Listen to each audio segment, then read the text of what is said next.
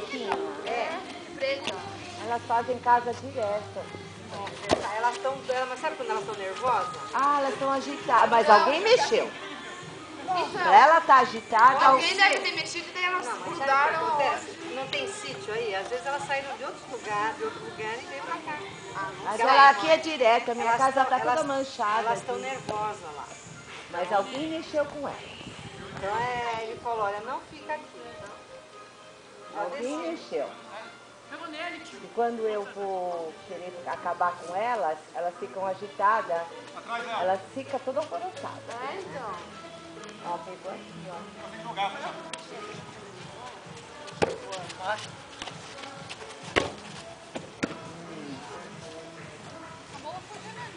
Você passou? Não, ela não passou, mas... Olha que quanto bichinho pretinho voando. Então, não é isso daí? É melhor passar. Lá era Luciana. velha, mas eu não vi o que é esse bichinho. Parece aquele, sabe, que tem malandro? É, mas é eles. É, É eles? não é? Eu sei que são gordinhos. Pois é. Ó, aqui tá cheio, ó, aqui, ó. É ele que é o Não, mas lá era abelha. Eu acho que ele Pega. Valeu, Gabriel! Vai com a perna. passa logo na frente.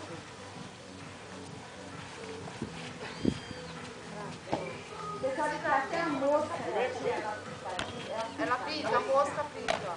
Aí ela põe na bolsa e deixa no bolso o negócio. Não tem, ela tá no aparador. Valeu, Gabriel! Tem tanta coisa pra eu ver que eu nem esqueço de falar tudo. Vai! Ô, chefinho! Vai, Paulinho!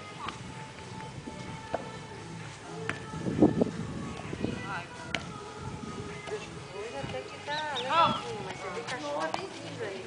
Nossa, Ó, tá muito pesado. Não dá pra sair de casa. Ontem eles subiram pra jogar. Não, ontem nós não me abaixamos. Ah, é? Mas tava dentro.